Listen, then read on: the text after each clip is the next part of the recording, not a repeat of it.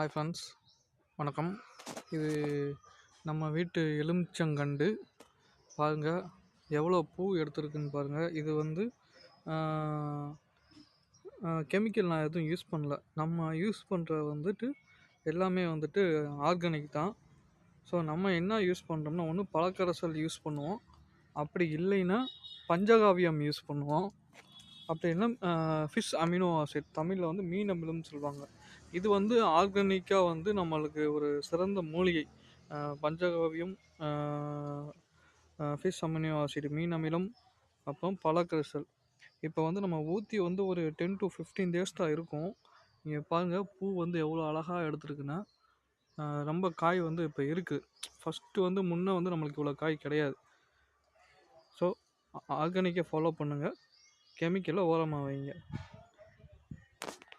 இயற்கையை காப்போம், இயற்கையை வளர்ப்போம், இயற்கையானதை உருவாக்குவோம்.